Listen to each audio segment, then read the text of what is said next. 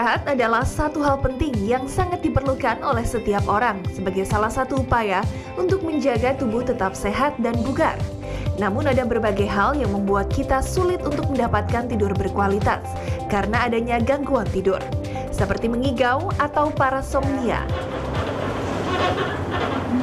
Iya, besok.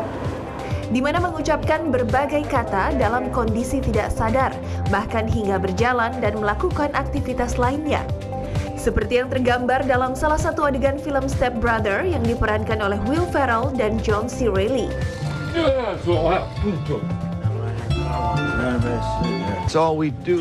Di mana keduanya sering mengigau secara bersamaan dan melakukan adegan-adegan lucu.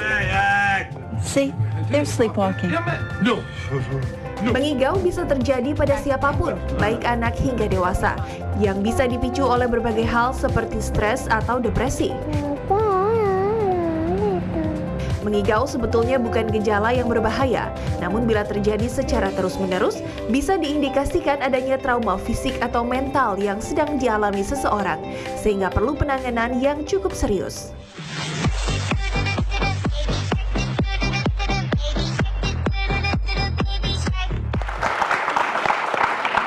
Nah, tadi udah ada sedikit ya soal mengigo dan lucu ya, mengigo bisa sambil joget gitu. Jadi shock lagi. Mengigo. Ini kita sudah undang Dr. Ziki Ziombana, seorang dokter spesialis saraf. Dok, ini tadi langsung aja kita melihat orang bisa, anak-anak itu bisa ngigo sambil joget. Itu gimana ceritanya tuh ya? Bohong kali ya? Enggak, bener sih ya. Bener ya. Jadi kalau kita bicara tentang ngigo itu kan suatu hal yang sebenarnya bisa dibilang normal, bisa dibilang nggak normal. Tergantung. Ada jadi gini, ngigo itu kan jadi apa dia bicara bisa jelas atau bisa tidak. Tapi ada itu semua involunter artinya dalam keadaan tidak sadar. Dan bisa juga terjadi di situ bukan hanya bicara tapi terjadi pergerakan. Bentar nih, ngomong-ngomong soal ngigo nih, sebelum lanjut ngomong soal ngigo ya, takutnya nih orang semua belum tentu sama nih persepsinya dok, mengenai ngigo. Ya, coba di antara penonton, aku mau nanya, menurut kalian ngigo itu apa artinya? Apa ngigo itu mesti harus, ngigo tuh harus ngomong atau mungkin ngigo lu bro gitu? Ngigo tuh gimana coba? Kalau ngigo sih sebenarnya sih nggak sadar ya, namanya kan dari tidur itu kan. Mungkin dari mimpi, nah terus yang pasti sih nggak tahu sih nggak sadar intinya. Pernah gitu ngigo? Pernah tahu sih. Tapi pernah kata ngigo? orang tua sih pernah katanya. Kata orang tua pernah ngigo ya? Iya. Umur berapa waktu itu? Umur nggak setiap hari juga sih, paling kayak waktu masih SMP gitu, SD pernah ngigo. Sampai jalan gitu? Enggak sih, nggak sampai jalan. Jadi paling ngigo kayak ngucapin kata-kata gitu misalnya, ngomongin apa gitu. Kayak gitu sih paling ngigo. Oke. Thank you udah bagi pengalaman ya. Ada yang punya pengalaman ini sampai jalan waktu lagi tidur, pernah nggak? Nah coba, pernah nggak waktu itu ngigo sampai jalan mungkin? Atau mungkin malah membocorkan rahasia mungkin ya? Ada kan yang gitu tuh? Nggak pernah. Nggak pernah? Nggak. Oh ya, jadi nggak pernah ngigo ya? Nggak tahu. Nggak tahu juga. Mungkin nggak sadar kali tersila. Kalau Mbak Intan sendiri Mbak, mungkin ada pengalaman soal ngigo. Nah, sama nih kayak yang lainnya nggak tahu gitu. Cuman aku bukan mungkin kalau tanya mengigo atau enggak tanya pasangan aku ya, cuman aku pernah kalau tidur itu tiba-tiba kayak yang terbangun dan kayak aku teriak gitu. Gitu. Itu apakah itu ngigo juga atau gimana nih dok nih? Kalau ngigo itu jadi dia biasanya ya dia nggak sampai terbangun ya. Dia tetap dalam keadaan tertidur. Jadi sebenarnya kalau kita bicara ngigo ini nih ada banyak ya. Ini suatu gangguan tidur yang tadinya masih dalam gangguan tidur kita sebut namanya judul besar adalah parasomnia. Ya. Tapi memang terakhir-terakhir ini kalau nggak salah ngigo itu udah keluar dari kriteria tersebut. Tapi di sini masih masuk yang namanya tidur berjalan ya. Atau ada yang mimpi buruk segala macam yang night terrors itu masih masuk ya. Nah, yang jadi khas di sini ngigo itu memang kalau ditanya sama orangnya susah. Karena kan nggak sadar. Kayak tadi itu ya, nggak tahu sebenarnya. Mungkin juga pernah, tapi nggak tahu aja gitu ya. Makanya ketawa-tawa kan. Atau nggak mau ngaku. Yang bikin masyarakat penasaran itu sebenarnya apa sih yang terjadi dan kenapa sebenarnya manusia ini bisa mengalami ngigo itu dan kenapa dia nggak sadar gitu loh dok. Jadi ngigo ini masih dibilang normal kalau memang terjadi pada usia anak-anak, ya kan? Usia anak-anak ya? Usia anak-anak. Tapi beranjak dewasa, si ngigo ini frekuensinya cenderung berkurang, ya. Dan di literatur dibilang ternyata hanya sekitar 4% orang dewasa yang masih mengigau. Dan itu biasanya familial, artinya ada misalnya ibunya pernah ngigo, biasanya anaknya nurunin, seperti itulah. Jadi ada faktor keturunan. Genetik. Bukan saling menjawab ya. Jadi sebenarnya belum tidur tuh anaknya ngejawabin aja ibunya lagi ngigo gitu. Memang ngigo itu kalau dia nyanyi atau dia apa gitu wajar. Harusnya apa dia memang nggak jelas atau memang dia nyanyi atau mungkin dia ngomong sesuatu yang jelas sekali itu atau gimana? Jadi ngigo ini nggak terkait dengan artikulasi. Memang bisa artikulasinya baik. Jadi ada kata-kata yang jelas bisa ditangkap. Ada yang cuma kayak orang bergumam dong, gitu kan ya itu. Tapi emang ini suatu hal yang kalau memang sudah dewasa. Kita harus pikirkan ini suatu gangguan, ada gangguan di belakang ego ini. Ya, jadi ketika ada orang ego benar-benar harus kita cari apa sih masalahnya, jangan malah ditanya ayo yang keluar nomor berapa ya gitu aja. Sekalian ya. Sekalian. Oke. Jadi kalau anak-anak masih wajar, tapi kalau udah orang dewasa ini harus dicari ya harus kenapa dicari, ya? ada apa. Oh iya. Oke, jadi ngigo ataupun tidur berjalan itu sebenarnya ini ada masalah kejiwaan nggak sih? Sebenarnya ini tuh masalah medis atau masalah mistis? Oke, untuk tahu lebih lanjutnya lagi, langsung saja kita invite, sudah ada Dr. Iman Firmansyah, yaitu seorang psikiater. Halo dok. Siang dok. Siang. Nah, dok, tadi ini mengenai masalah mistis, kadang-kadang orang tuh mikir bahwa oh ini jangan-jangan diguna-guna. Gitu, ternyata. Ya. Ya, jadi memang kita akan bahas masalah tadi ya parasomnia atau mengigau. Mengigau itu memang bicara pada saat sambil tidur dan memang otak itu suatu hal yang sangat hebat sekali di mana di situ bekerja masalah gelombang otak, fungsi otak, zat-zatnya semua ada di sana. Pada saat orang bicara pada saat tertidur, kita tidak tahu ini berasal dari mana. Apa yang dikeluarkan kata-kata kita tidak tahu. Dia bisa monolog, bisa dibicara sendiri, bisa yang katanya kompleks atau ribet sekali dibicaranya, atau hanya bisa kayak bruxisting atau gemetuk gigi dan lain-lain. Itu semua itu tidak terdeteksi dari mana berasalnya. Jadi kalau nggak tahu dari mana, bukan berarti mistis nih. Apakah itu mistis? Penjelasannya adalah, misalnya anak-anak. Ini paling banyak tadi yang kata Dr. Ziggy, paling banyak memang anak-anak. Anak-anak itu kenapa anak-anak sering mengigau? Hampir mungkin 50% anak-anak itu mengigau. Pertama adalah karena biasa kelelahan. Siangnya banyak bermain, bercanda, dan lain-lain, dan sambil tertidur. Yang kedua, mungkin dia mendapatkan suatu pengalaman yang sangat menyenangkan pada saat siang hari, dia terbawa saat tidur, alam bawah sadar, dia langsung terbuka, terucap gitu pada saat tertidur. Euforia gitu kan? Iya, euforia menyenangkan dan lain-lain. Dan itu bisa dijelaskan secara ilmiah, bukan hanya masalah apakah ini alam gaib atau tidak. Kecuali, ada kecualinya, ada masalah psikis, ada gangguan jiwa, ada halusinasi, ada psikotik, dan lain-lain. Ini kita ada bicara atau masalah yang psikotik atau non-psikotik, seperti itu. Dan kalau yang non-psikotik, alasannya seperti itu. Atau ada masalah kecemasan yang pada saat siang hari, yang tidak terselesaikan masalahnya. Di bawah tertidur, pada saat dia tertidur itu selalu terbawa-bawa apa yang diucapkan. Jadi, tapi jangan berharap kita akan nanya, misalnya istri nanya suaminya, kamu selingkuh ya? Kamu selingkuh sama siapa? Tidak bisa ditanya itu, karena ini tidak bisa keluar dari mana jawaban itu. Dia akan bicara apa saja, seperti itu. Jadi mengenai tadi itu ya, banyak orang yang beranggapan bahwa orang yang punya gangguan sering ngigau ini, dia sebenarnya punya masalah kejiwaan, dok. Mitos atau fakta ini? Bisa mitos, bisa fakta, bisa dua-duanya gitu. Maksud saya adalah gini, pada saat dia ada masalah yang lain, mengigau, atau ada masalah kondisi medis umum, misalnya ada demam yang tinggi, itu bisa mengigau. Atau ada masalah penurunan kesadaran atau perubahan kesadaran. Kalau kita lihat orang yang koma, dia akan menceracau, mengigau, dan lain-lain. Itu berarti kan terlepas ada masalah mitos, itu adalah fakta bahwa itu adalah gangguan secara kondisi medis umum. Atau ada kondisi psikologisnya yang depresi berat, yang niatnya ingin menyudahi hidup, ingin bunuh diri, dan lain-lain. Dia biasanya akan mengigau kehampaan dirinya, kekosongan dirinya, dan lain. Jadi itu bisa dijelaskan. Ada juga yang mengatakan stres penyebab ngigau. Berarti betul itu, dok ya? Ya, jadi stres, kayak misalnya stres itu kan kecemasan yang meningkat. Kecemasan meningkat, itu kan dikeluarkan dari bagian tubuh itu ada namanya kortisol. Jadi itu bagian dari yang mengeluarkan hormon-hormon stres tuh. Makin kita banyak berpikir, makin banyak terjaga, makin kita makin sibuk tuh bisa stres tuh. Dan biasanya dia akan lebih banyak mengigau tuh. Dok, makanya jangan terlalu sibuk. Soal ngigo, kadang-kadang ada juga ngigo yang sambil tidur tuh sambil jalan. Terus yang hebatnya itu, dia sambil jalan tuh nggak nabrak apa-apa. Itu gimana dok? Itu kayak di film horor loh Mbak Intan, tau nggak? Film-film horor kan gitu-gitu ya, naik sepeda gitu kan. Terus kan anak-anak kecil, bunyi-bunyi lonceng, terus dia naik kecil. Iya, itu yang semakin masyarakat mungkin ngebuat masyarakat berpikir ini nih kayaknya mistis nih.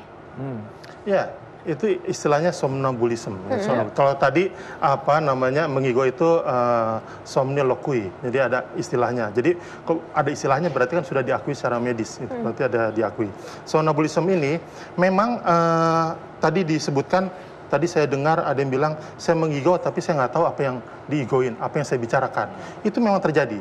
Baik mengigau maupun sleepwalking atau berjalan sambil tidur, dia sesaat setelah dibangunkan dia akan amnesia. Amnesia apa yang telah dilakukan, dia nggak tahu.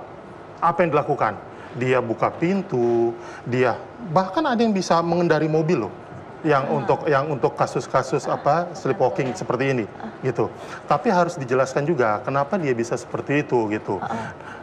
Intinya dari mana masalah itu memang tidak bisa didefinisikan secara jelas gitu. Tapi yang pasti namanya sleepwalking itu adalah kondisi ini ada tahapan-tahapan tidur. Mungkin tadi bisa dibicarakan misalnya ada gelombang-gelombang gamma, beta, alfa, theta dan delta. Pada saat gelombang alfa atau theta itu gelombang yang relaksasi, santai dan lain-lain.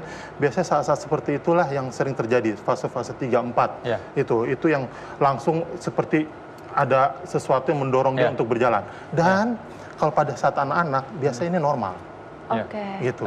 Kalau Dokter Ziki mungkin bisa bantu jelaskan nih, ini fase tidur yang seperti apa sih dok? Yang sampai dia tuh bisa sleepwalking, dan sebenarnya matanya tuh terbuka atau tertutup? Kenapa dia bisa nggak nabrak apa-apa? Jadi pas fase tidur itu kan memang ada yang fase tidur REM yang mungkin kemarin sudah pernah saya sebutkan. Jadi fase tidur yang REM dengan non-REM. Yang non-REM ini terdiri 1, 2, 3, 4. Non-REM ini artinya orang ini akan tidur dengan gelombang otaknya, kemudian fisiknya, matanya tertutup, tapi ototnya masih relatif bisa bergerak. Ketika yang REM itu terjadi rapid eye movement, gerakan mata cepat, tapi di situ terjadi kelumpuhan pada otot-ototnya. Nah, yang mungkin terjadi pada tidur berjalan ini atau somnambulisme ini terjadi pada fase yang tadi Dokter Iman sebut, di fase 3-4 sebelum REM. Ya. Nah, ini yang terjadi kemungkinan besar adalah pasien itu mungkin sebenarnya dia bisa melihat, bisa dia bisa melihat dan bisa melakukan sesuatu, tapi setelah itu terjadi amnesia yang tadi disebut. Lupa. Jadi di situ kita nggak bisa menganggap atau menyimpulkan hanya satu sisi. Banyak tadi disebut juga otak itu sangat kompleks. Yang mana yang kena, ya kan? Dari sisi mana dia kenanya? Taruhlah secara anatomi dia tidak bermasalah, tapi secara fungsi atau secara neurotransmitter, zat kimia di otak di sini sangat berpengaruh dan mungkin ada gangguan. Plus kalau memang di situ ada gangguan secara psikiatri. Nah itu. Tapi ngomong-ngomong itu masih kita nggak habis pikir ya. Dan banyak masyarakat bertanya-tanya dan menghubungkan hal ini dengan mistis adalah karena mereka kalau jalan atau mengerjakan sesuatu bisa nggak nabrak. Matanya merem, bisa masak Indomie, masak super mie gitu, masak apa gitu ya. Nah itu kita belum pernah melihat secara langsung apakah benar orang ini matanya merem, ya kan? Karena pernah ada kasus, saya punya pasien seperti ini, dia ini bisa berjalan, tapi nggak sampai bikin Indomie sih ya, gitu kan? Nggak sampai bikin mie instan ya, dia cuman dia hanya jalan, dia pergi, dia buka pagar. Ya kan, dia buka pagar, tapi di situ dia menurut yang lihat ini tampaknya dia membuka matanya. Oh, dia jadi melihat ya? Iya. Ngintip dikit gitu maksudnya? Iya, dia membuka matanya loh, dia membuka matanya. Cuman ketika tidur ditanya paginya dia nggak tahu karena seolah-olah dia tidur. Jadi kesimpulan di sini kemungkinan terjadi amnesia. Bisa sembuh nggak sih dok itu? Nah, masalahnya bukan sembuh atau tidaknya, tapi kita harus cari background ini terjadi karena apa penyebabnya ya? Karena selain masalah psikiatri tadi, sangat mungkin pada pasien-pasien yang gangguan tidur seperti ini, kalau dari segi sarafnya mungkin terjadi gangguan demensia ya, atau pikun yang luar biasa bisa jadi, atau bisa juga terjadi gangguan pada penggunaan obat-obatan yang diputus atau efek samping obat, misalnya obat-obatan Parkinson masih mungkin, ya kan? Atau stadium-stadium lanjut atau stadium tertentu dari penyakit Parkinson masih mungkin. Oke. Nah, kalau gini, kalau dari Dokter Iman pasti mungkin punya pengalaman orang yang datang dengan keluhan seperti ini.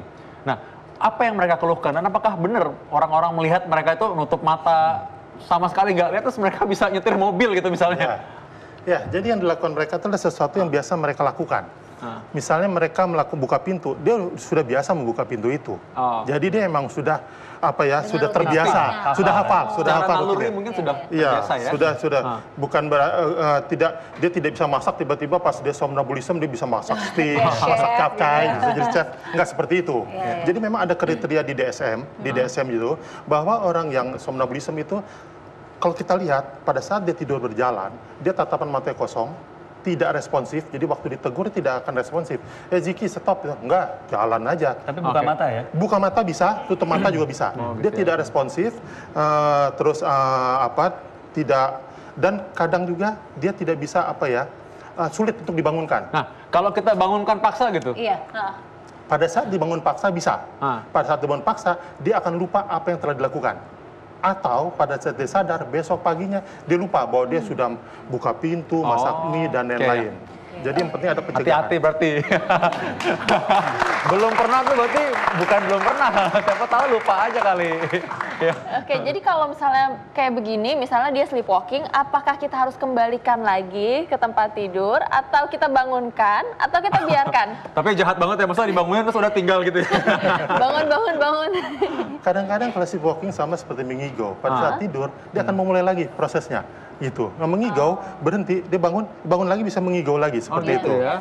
Yang penting adalah pencegahan. Kalau saat kita tahu bahwa dia adalah ini somnambulisme nih, dia suka berjalan segala macam. Hindari tempat-tempat yang berbahaya. Misalnya yang ditakutkan orang somnambulisme itu kan dia takut mencelakakan diri sendiri atau orang lain. Seperti itu, dia nyalain kompor, tiba-tiba bakar rumah dan lain-lain. Yang ditakutkan kan seperti itu. Itu repot ya kalau kayak gitu ya. Bakar rumah ya. Nah, jadi yang perlu diperhatikan adalah mungkin tempat tidur lebih rendah supaya dia tidak terjatuh pada saat tidur. Tidur ditemani itu supaya dia bisa ditahan kalau dimulai berjalan. Pintu dikunci supaya nggak keluar. Hindari benda-benda berbahaya di dalam kamar supaya dia tiba-tiba nggak ngambil pisau lah, ngambil apa segala bahaya. macam. Apalagi kalau lagi tidur tiba-tiba nabrak tiang listrik kan bahaya banget ya. Itu sebesar bapau ya. Bahaya banget itu.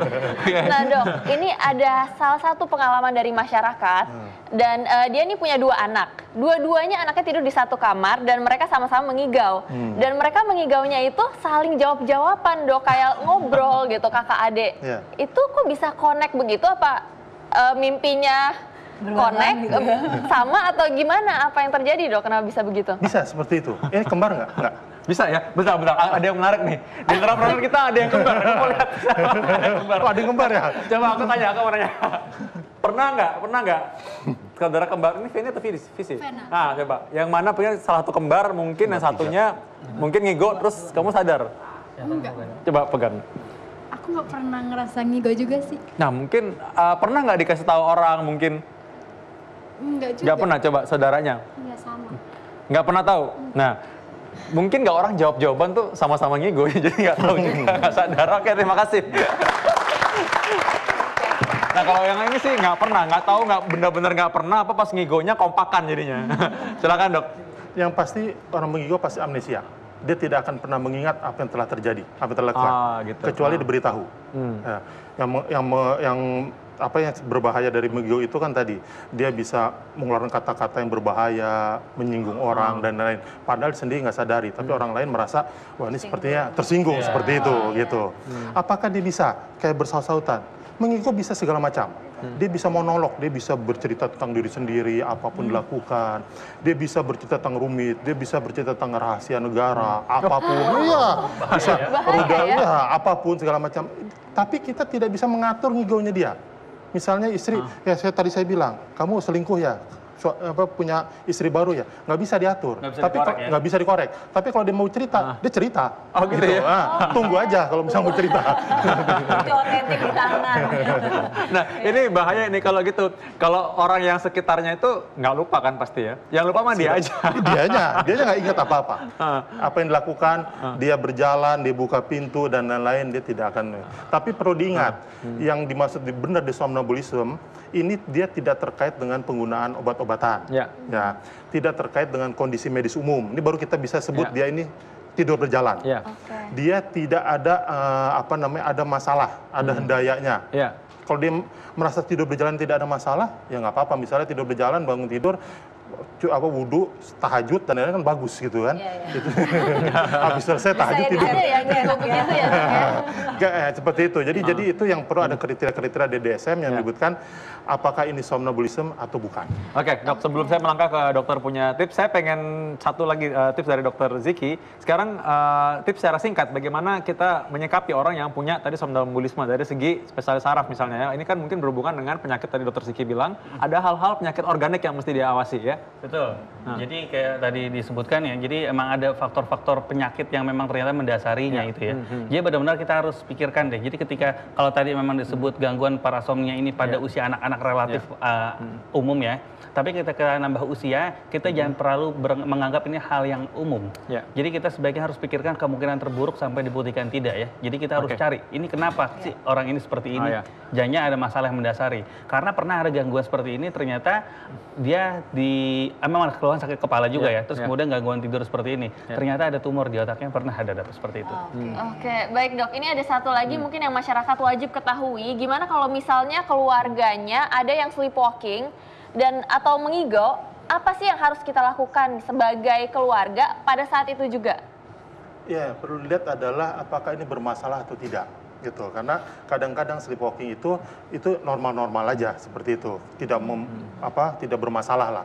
Kalau dia tidak bermasalah, itu sebenarnya perlu dilihat penanganannya. Yang tadi saya bilang, hindari tempat-tempat yang banyak benda-benda berbahaya dan lain-lain. Lebih baik pada saat dia sleepwalking dia langsung dipeluk, ditahan supaya tidak berjalan. Itu walaupun agak susah payah. Tenaganya kan tetap... Sleepwalking agak susah payah. Itu yang terjadi sleepwalking. Namun biasanya mereka tidak melawan. Itu walaupun tenaganya itu sleepwalking tidak melawan gitu. Mau jalan dia bisa diarahkan tapi dibangunkan susah. Gitu. Jadi bangunkan itu susah. Pada saat dia bangun dia confused, bingung. Ini saya kenapa ya? Ini kenapa ya? Kenapa ada ibu di sini ya? Kenapa bapak ada di sini ya? Ini kenapa bapak kok sibuk sekali? Dia bingung gitu. Walaupun hanya sekilas gitu. Namun dalam beberapa menit kemudian dia tidak ada masalah mental atau masalah perilaku. Kalau dia ada masalah mental perilaku, ini tidak termasuk somnambulisme. Mungkin ada gangguan-gangguan psikiatrik. Jadi kebingungannya hanya sesaat. Tapi setelah itu tidak ada kebingungan. Jadi emang harus dilihat keluarganya. Baik, terima kasih. Jadi artinya masalah tidur berjalan ini masalahnya adalah medik. Bukan mistis ya. Jadi ini masalah medis. Terima kasih Dokter Iman dan juga Dokter Ziki.